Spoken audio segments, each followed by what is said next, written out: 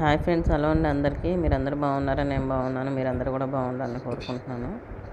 ఈ వీడియోలో పెన రుద్దుతుంటే అర్థమైంది కదా, దోశలు వేస్తున్నాను. ఈ పెనానికి ఉల్లిపాయ ఎందుకు రుద్దుతున్నానంటే, మొన్న సామాన్ షిఫ్టింగ్లో ప్యాన్ బాగా క్లీన్ చేసామన్నమాట. అందుకని అది స్క్రబ్బర్ పెట్టి క్లీన్ చేస్తే ఏంటంటే దోశలు రావు సరిగ్గా.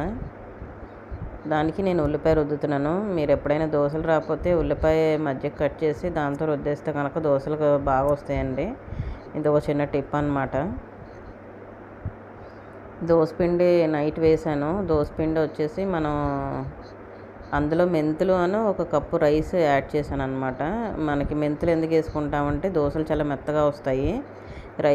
రైస్ అంటే అన్నం ఎందుకు వేస్తామంటే మనం దోశలు రెడ్డిష్గా వస్తాయి, మనకి హోటల్లో ఉంటాయి కదా అలాగా.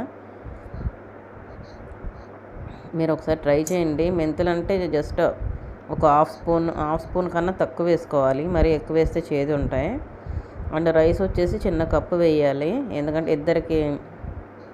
నేను ఎలా వేసానంటే ఒక 400 గ్రామ్స్ మినపప్పు తీసుకున్నాను, దానికి డబుల్ రైస్ వేస్తాము.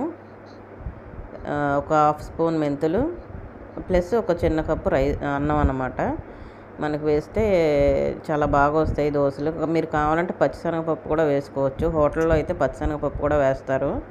అంతకుముందు మా ఇంటి పక్కన హోటల్ వాళ్ళు ఉండేవాళ్ళు, వాళ్ళు చెప్పారనమాట, అందుకని చెప్తున్నాను. పచ్చిశనగపప్పు వేస్తే టేస్ట్ ఉంటాయి దోశలు, కానీ పిండి ఎక్కువ రోజు నిల్వ ఉండదు. అందుకని నేను పచ్చిశనగపప్పు అయితే వేయలేదు. మీరు కావాలంటే వేసుకోవచ్చు. టూ డేస్కి అలాగైతే మనం వేసుకోవచ్చు. మేమైతే ఒక 3-4 డేస్ ఉంచుతాం కదా వీక్లీ అని చెప్పేసి నేను వేయలేదు. ఇప్పుడు దోశ అయితే మీకు ఎర్రగా కాలిపోతుంది అన్నం వేస్తే.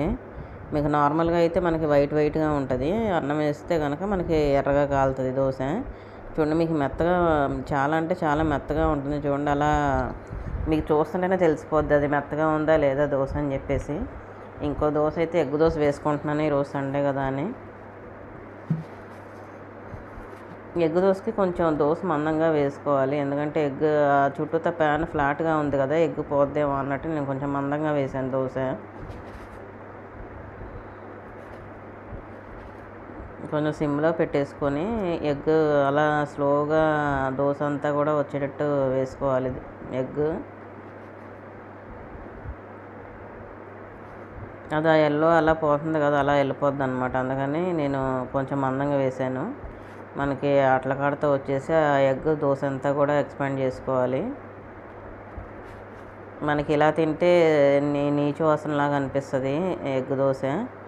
అందుకని నేను అందులో కారం వేస్తాను, ఇడ్లీలో కారం. ఇడ్లీలో కారం ఏంటంటే మా అమ్మ చేసి పంపిస్తుంది అనమాట. మా అమ్మ బాగా చేస్తుంది కారం. ఆ కారం వేస్తున్నాను కదా, అది ఇడ్లీలో కానీ దోశల్లో కారం దోశలాగా వేసుకోవచ్చు. ఆనియన్ దోశలో కూడా అలా కారం వేసుకోవచ్చు, చాలా అంటే చాలా బాగుంటుంది. లేదు ఉల్లిపాయ కారం కూడా వేసుకోవచ్చు.